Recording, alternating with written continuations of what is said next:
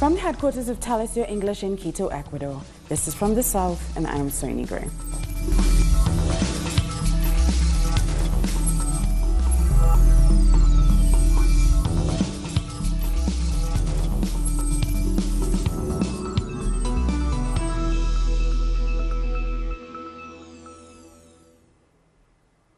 Former President of Colombia, Álvaro Uribe, has announced his resignation as a senator. Now, the move comes after the Supreme Court of Justice announced that Álvaro Uribe Vélez would be investigated for bribery and fraud. The former president posted his decision via Twitter, saying he feels morally impeded to be a senator. And staying in Colombia, the Special Jurisdiction for Peace has called close to 2,000 members of the army to appear in court regarding a case known as the false positives. This is the third case opened by the special court. Officials have said this is a priority investigation due to the number of military personnel involved and also because of their high rank. The false positives case has shone a light on the murder of civilians in remote parts of the country during Colombia's internal conflict, allegedly perpetrated by the military. And the Colombian Congress was sworn in just 4 days ago, and allegations of fraud and irregularities are already being made. The Bloc for Peace said that this is a blow to the opposition, but that they will continue working to defend the legislative agenda. Gloria Flores, senator-elect from the party of Decentes, denounced fraud after the National Electoral Council announced that her seat and those of 2 other senators would be awarded to the Colombia Justa Libres movement, allies of the extreme right. The National Electoral Council took such a long time in declaring because they were aiding in the fraud that favors 3 senators who were from the coalition of President-elect Iván Duque's incoming government. The elected senator said that more than 14,500 votes were added by the registrar's office since the votes did not exist in the official forms where they should have been registered. I've been made a victim of this outrageous theft, and I will take this case and this evidence to launch a fight to reform the Colombian electoral system that has no guarantees. This was considered by other senators as a direct blow to the opposition of Iván Duque's government, but they declare that they will continue working for the legislative agenda proposed by the Peace Bloc. We're ready to take on all the challenges that are necessary at this time, especially in the defense of the peace processes. We want to continue to implement the peace process, which the government and the FARC agreed upon, and keep fighting to eliminate violence from the country. For this reason, they assure that they will have to work for an inclusive legislative agenda above the political turmoil. We put all our efforts towards the implementation of the peace agreements and also towards uplifting the living standards of people, especially the most vulnerable section of the population. Meanwhile, Gloria Flores of the party of Decentes, Soledad Tamayo of the Conservative Party, and Jorge Guevara of Alianza Verde announced that they will take legal measures against the electoral irregularities. In Brazil, there is news of a possible breakthrough in the case of the murdered councilwoman Marielle Franco and her driver. 2 former military officers have been detained under suspicion of being in the vehicle that opened fire on her car on March 14th. The death sparked massive protests around the country, and many believe the military were involved in the killings. For more on the arrest, let's go to our correspondent in Sao Paulo. Almost after 4 months of the death of Councilwoman Marielle Franco, the Rio police finally has some information regarding her case, and they say that 2 men have been arrested related to her case, and they are suspects in her murder case. Now, this is one of the few times that the Rio police spoke about Marielle's case, and this is one of the few evidences or developments we have in her case so far. Almost 4 months after she was killed, she and her driver were killed in downtown Rio. Now, 2 things. The suspects were arrested before in relation to another crime, in fact 2 other murders, and the people who were murdered in those cases were a police and an ex-policeman.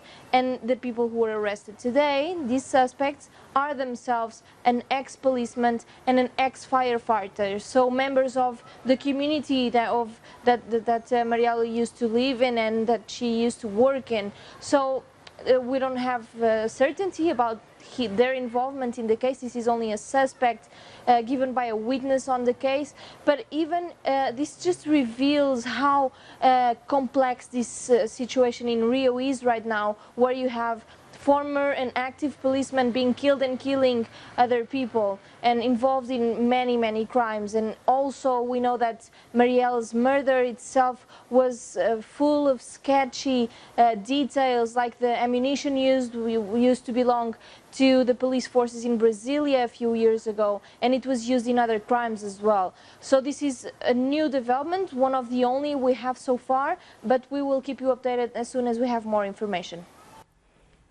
Now, hundreds of people have been killed or injured in fires in Greece. Our correspondent, Habai Abide Asa, has the details. There are now 76 deaths because of the wildfire in the region of Attica, where the capital, Athens, is. 187 is the number of injured people, and among them there are at least 23 children, and as the hours pass, we will know of more stories. For example, the 13-year-old girl who died throwing herself on the rocks thinking she was jumping into the sea away from the flames. Another is the elderly couple who died in their house after having convinced the nanny of their grandchildren to take them to the beach. Or the story of the 26 people who died holding one another in a spa while the flames destroy the buildings around them. There are several fires in Greece. One of them is in Crete, the largest island of Greece, that since yesterday has already destroyed hundreds of acres of land. There's another one close to Athens that was supposed to be controlled, but the winds revived the fire. The situation continues to rage, out of control, and tonight will be another one, full fear for the people. We move now to Pakistan, where on the eve of its general election, security has been the main concern. The electoral campaign has been marked by violence, with around 180 people killed in different attacks across the country. About 371,000 troops will be deployed during the election. That's about 3 times the number at the last election in 2013. Now, the economic crisis has been the other main topic in this race, which is set to be a tight contest between the cricketer-turned-politician Imran Khan's PTI and the party of the jailed ex-Prime Minister Nawaz Sharif, the PMLH.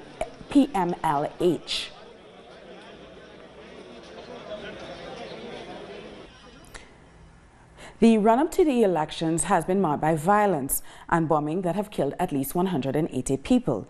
Earlier, I spoke to Mohammed Murad, a Pakistani journalist and social analyst who's been observing this election very closely. So far, during these elections, the electoral process were quite peaceful until we met the deadly attack in Peshawar, then in Mastoon, Balochistan, and then in there Ismail Khan. We lost almost 170 lives in the last 3 weeks during these electoral process. But the people, their hopes are high. They are going to vote at any cost tomorrow because we believe in bringing change by ballot, not by bullet. Time for the first break of the newscast, but join us again after this look at this video from our colleagues in multimedia.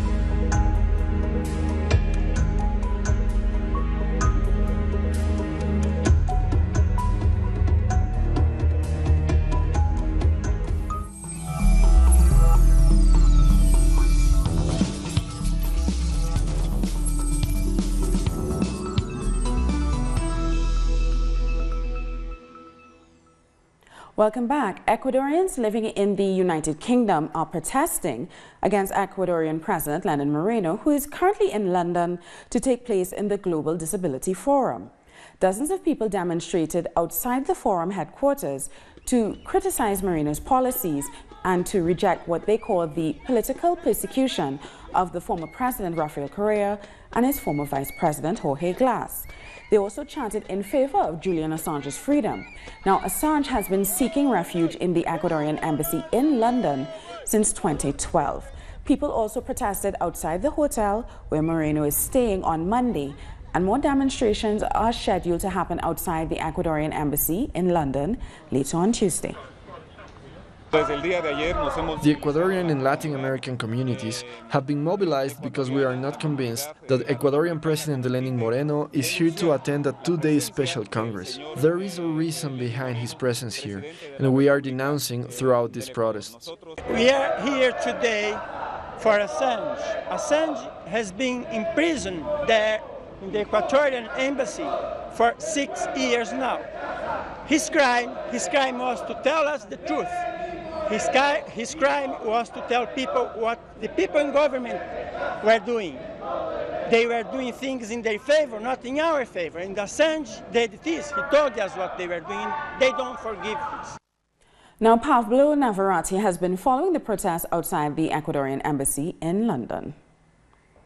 We are currently outside the Ecuadorian embassy in central London, where a protest is denouncing Ecuadorian President Lenin Moreno's visit to the UK and also, particularly also his policy with regard to Julian Assange.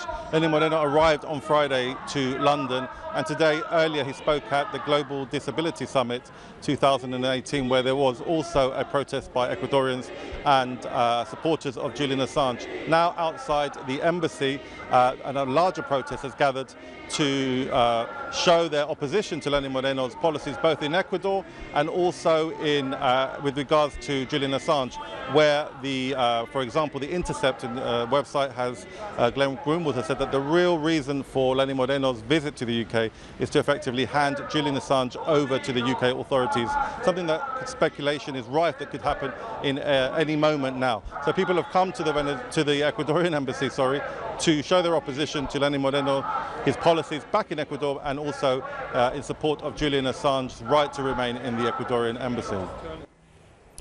The Attorney General of Trinidad and Tobago has met with the activist Nazma Mueller to discuss the possible legalization of marijuana. AG Al-Rawi said that the government legislates for society and needs to consider the wider interests of all citizens before attempting to amend legislation. And he referred to their challenges when they began the process to end child marriages. So while the interest group that Ms. Miller represents has reached its conclusions on the issue, he says the government is now beginning theirs. Commemorative acts for the 235th anniversary of the birth of Simón Bolívar have taken place in Latin America. In Cuba, a commemoration was held at the Simón Bolívar Park in Old Havana. The ceremony included the unveiling of a plaque commemorating Bolívar's birth and the 25th anniversary of the museum which bears his name. A children's chorus sang emblematic Cuban songs for the enjoyment of those present, and some of Bolívar's famous phrases were remembered. And Bolivian President Evo Morales also joined in the celebration of Telesur's 13th anniversary, sending out a tweet congratulating the news organization. Morales said he wants to congratulate the international network founded by the commander Hugo Chavez, a network committed to the truth and telling the stories that other media networks keep silent. Thank you for working for the people, and congratulations. The Alba social movement also celebrated the 13th anniversary of Telesur. In a post on their Facebook page, they said, "We celebrate the existence of this network which represents the struggle of our people in times of a media war. Long live their commitment with the people of the Patria Grande." And Telesur, in its 13th anniversary, continues in its drive to be the source of alternative media for the people of Latin America and the world, as it prepares for the challenges of the next 13 years. On July 24, Telesur was born. The pretty girl of the integration was the words of Venezuelan commander Hugo Chavez. And now, 13 years after its creation, what began as a television channel has now become an informative multimedia outlet, with 24 hours of transmission, 7 days a week in Spanish and English, with immediate news updates on the webpage. In the coming weeks, 25 countries in Africa will receive the Telesur signal. So what is our projection? It is the size of our dreams, and we have never given up on our dreams. There are many who told us that it was impossible. Amidst the difficulties that we have faced over the years, many thought that Telesur was going to end. It is going to stay the path, and I always respond to that saying we have not given up and we will not give up. On the contrary, during this moment of greater difficulty, the channel continues to grow. Telesur put a light on diverse social groups, ethnicities, and religions traditionally marginalized and excluded from the bigger news platforms. Journalists have covered major events like the earthquake in Haiti, the coup in Honduras, the armed conflict in Colombia, and the destabilization in Venezuela. That is the main vision of the channel, to be the voice of those who in any moment are kept quiet, that sometimes don't have a way to communicate. That is what Telesur intends to make known. That's why we're here. That is our work, to be the voice of the oppressed. The Telesur signal is transmitted to the world in high definition and standard definition through 1,100 cable operators, 99 television channels, and other platforms. Its webpage receives almost 5 million monthly visits. In addition to the main headquarters in Caracas, it has an office in Ecuador and 25 correspondents in several countries. This was a baby when we arrived here, but now we are very big. Hugo Chavez and Cuban leader Fidel Castro were founders of the project, the promoters of Latin American unity, social justice, and solidarity through communication. We have enhanced the truth. We have said what is not being said in other countries, what has been denied in many countries. Telesur, with its voice, has achieved truth for all the peoples of Latin America. Telesur's programming includes geopolitical analysis and 3 bi-regional deals with TV channels from Russia, China, and Lebanon. There is also a very ambitious dream that is already shaping up, which is our broadcast in English. We have been paying a lot of attention to this. For us, the Spanish anchors, it is also an important challenge to broadcast in other language. Other anchors present in English, but since everybody here does everything, we should also be aware of this and take it as an important challenge. To be a witness to and recorder of important events around the globe, defender of plurality, this media house turns 13 with a potential audience of 500 million viewers. Congratulations for those who at the international level have become Telesur citizens. Telesur, Caracas, Venezuela. We'll take our second break of the newscast now, but join us again because we have international news after this video from our colleagues in multimedia.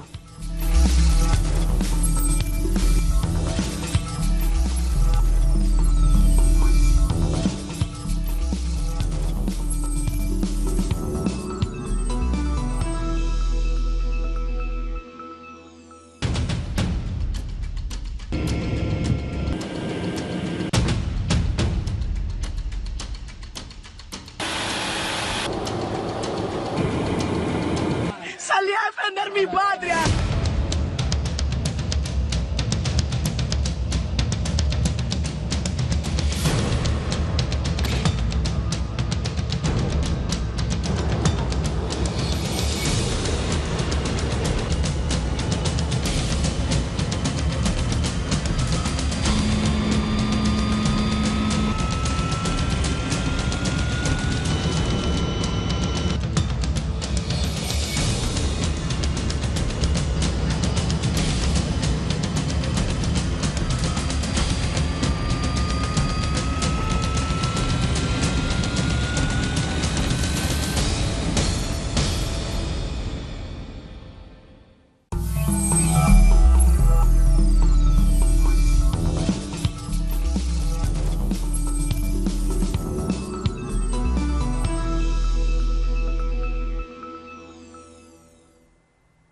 Welcome back.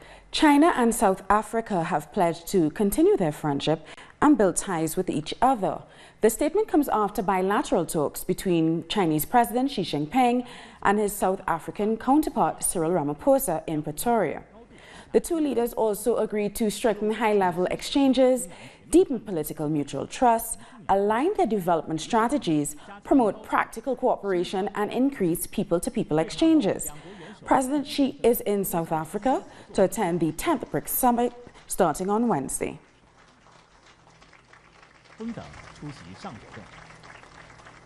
Congolese politician and former warlord Jean-Pierre Bemba, whose war crime convictions were quashed in May, has told reporters he would undertake talks with other opposition leaders following his return to the country next week in a bid to gather support for his presidential candidacy.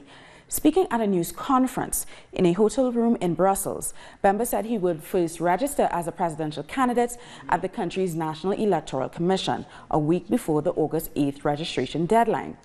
Bemba's homecoming after serving a decade in prison at The Hague could dramatically shake up Congolese politics ahead of December's long-delayed election, which is meant to choose a successor to Joseph Kabila.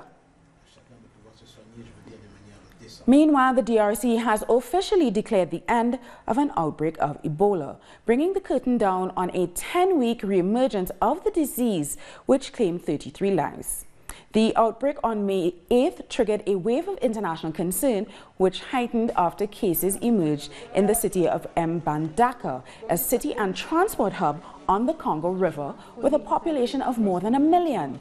The UN's World Health Organization, the WHO, came under fire for bungling their response to the West African outbreak and vowed to overhaul its rapid response effort. The same strain of the highly contagious disease struck the West African states of Guinea, Liberia, and Sierra Leone in 2013 to 2015, killing more than 11,300 people. 16 senators quit Nigerian President Muhammadu Buhari's ruling party on Tuesday, and the country's third most senior politician said he might follow suit in a sign of growing rifts in the former military ruler's political camp. 14 of the 16 lawmakers left the All Progressive Congress, or APC, to join the opposition People's Democratic Party, and another senator later left the ruling party while Parliament was in session.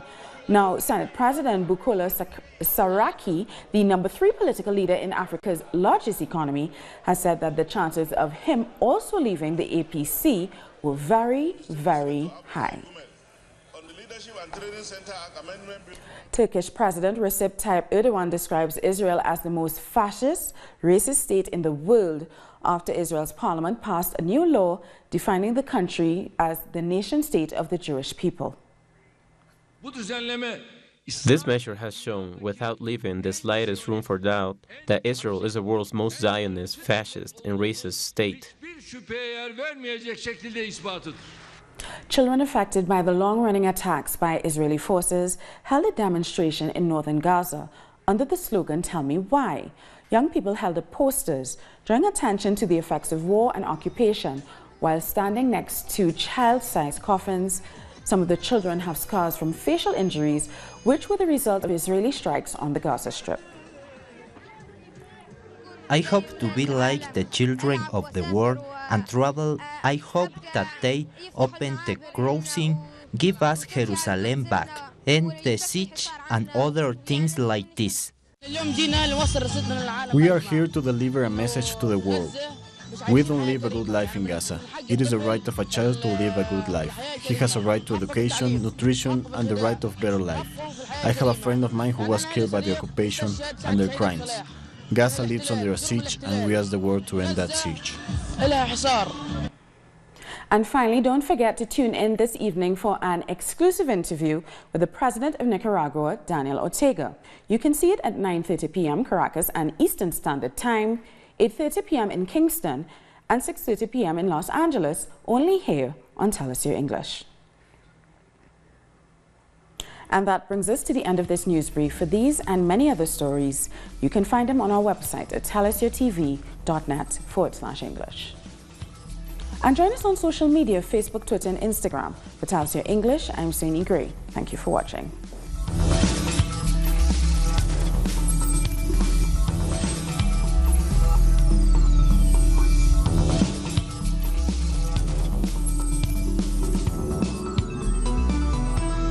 Watch today a special interview with Nicaraguan President Daniel Ortega, in which